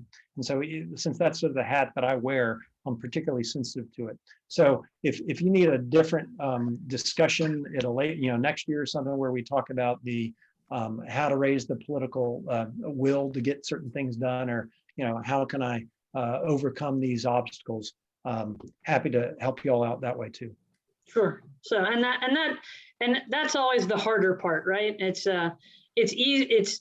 It's much easier to draw to design the image than put the pieces together to make the image happen. So yeah, the implementation challenge is and I've been through the process from the city planning side and the private sector side to the kind of the designer side, and it is the hill gets very steep. You think you've climbed through this tremendous process and you finally have a vision. And it's like, all right, let's get started. And it's like, holy God, how did that hill get so high? Because then it's a different kind of venom sometimes that comes out when you try to kind of get back through that process. So go ahead. I'm sorry, Jim. I see Nathan as the care specialist at a hospital. Like you've been given a diagnosis and you have to figure out what to do with it. There's a lot of emotions that go with it. And the political world is very much emotion driven. I tend to behave more like the doctor that walks in the room and I'm like, do you see these spots on your lungs? Yeah, I might want to quit smoking. I got another patient and I'm out. I help people see it, but my world doesn't go beyond that. And it's just the function of our practice. In Nathan's case, it needs to be, you need to process this information of how do you quit your habit? How are we going to do this? Is it going to be a big step or a small step? Can you handle cold turkey? Or do you need to get the patch and all of this stuff? There's a lot more conversation. And I know this, my behavior in this presentation tends to be more the doctor of good luck with that. I'm out, but I understand that there's a process that has to happen. And that's where Nathan shines is kind of herding the cats and getting it forward. And these are all things that need to happen. And I think that as practitioners, we need to be aware that there's multiple roles to make change. And it doesn't happen overnight. And that's the thing that becomes frustrating, is that we do have expectations of faster decision-making and faster processes. But we have to try lots of different ways to handle it. Sure. So I think as we think about the trends that we're really starting to see in the region, and it hasn't materialized yet. I mean, the impacts of COVID, we've changed our behavior, but it takes a long time to change the structure in which that behavior is occurring, right? So a work from home trend is a trend that we knew that was out there pre-COVID, and it's accelerated. We've seen an economic contextual change in the price of homes, the planning departments, the inboxes as high as it's ever been. So Florida, as one of those states that's going to be the recipient of domestic in-migration, is going to ride the real estate, the real estate engine that comes with that in-migration. So home buying, renovation, and that until you flood. And then you're all coming up here. So we're getting you guys ready. It's on the horizon, sure. Yeah. There's no doubt about it. So, but from an economic standpoint, we see that the structural changes we haven't seen yet is the decline of retail demand, the increase in retail vacancy, and how we retrofit that stuff. So we were going into COVID, one of the most over-retailed states in the nation, I think. Right? Go ahead, I'm sorry. Do you need to worry about that? I mean, I mean, you're probably going to feel it more in the boxes and the strip malls than you're going to feel it in the main street. And so the main street will just, as Nathan showed, it'll just mutate to a different user at the ground floor. Is a dog school high end? Is that the highest and best use of retail? I would argue no, but it's filling that space for now. That building is probably at one point was like a tannery or something. I mean, it was a bar, as Nathan pointed out. So I think that we need to understand that when we talk about retail, there's different kinds of retail out there. The big box, the Best Buy, who could remember Circuit City? Like those things those are more fragile and more volatile. And those are the retailers that I have the most concern about. I think in our region, the downtowns, and the main street. Again, Kim, why would you be concerned about those things? Those are going to recycle. Those are crappy buildings anyway, not producing a whole heck of a lot of revenue. Let it go. It's just there. But if you focus on the infrastructure in the street and how do we get that ready for infill? How do we just we know that thing's dying on the vine. We want it to die faster because it's not giving you revenue. So how do you allow that to be that mixed use building or that infill building? And that's going to take changing the structure of your streets. Okeechobee Boulevard is not a wonderful thing to be walkable next to, right? Yeah. It's like, what is it, 8 lanes? I think it's actually 16 lanes at the major intersections. So yeah, that's a wonderful pedestrian environment. I think it's 16 meets 12. So yeah, so it's like would you have your Thanksgiving dinner next to that thing? It's like that. It's just, if you don't change that physical infrastructure, and that's where the Palm Beach County in particular needs to really rethink the damage that the county did to itself with all of those arteries outside the core areas.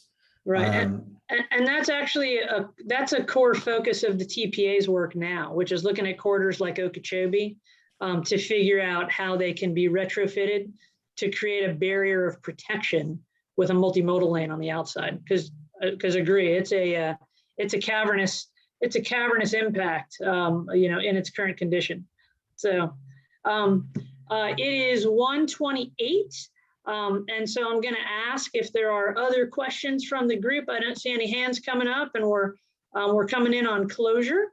I see Nilsa has volunteered to work with the Housing Leadership Coalition. And so future broadcasts of your good work, gentlemen, today on the horizon. I will leave that contact slide will be in the presentation that follows. So Connor, you want to bring it to closure? Yeah, again, thank you to all the attendees for joining our seminar today. And I cannot thank you enough, Joe and Nathan, for being here, and Kim as well. Again, we have our next event happening the following Friday, so please look out for that. Again, if you have any questions or comments, please email me with the link that I've sent you. So I cannot thank you again to all our panelists and speakers today. You have done absolutely wonderful. All right. Thanks, guys.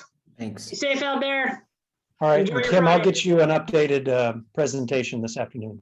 And That me would as well. be great. So super. And then that'll be up on that Planning Congress website. So, all right, guys. And for the housing folks, I'll attach a link to the presentation on housing in Buncombe County that we did at the CNU. So you'll have that video, but it's about an hour long, and you'll probably need a good shot of liquor after the end of it. It's pretty depressing. But I want you to realize that this is happening all across the country in the way that there's biases in the assessment methodology. And we just never talk to assessors about it. So in assessors' defense, we have 250,000 parcels in Buncombe County and 12 people doing the analysis. That's just not cool. So they're just understaffed, and they're just operating with rules of thumbs. And that's complicated by the fact of when did that rule get decided? And these are all arbitrary decisions. They're not laws or anything. So anyway, we'll kind of pass it along. I don't think there's any doubt. We've all got a lot of work to do as we go. So thanks again. Enjoy the weekend. Have a great weekend, everybody.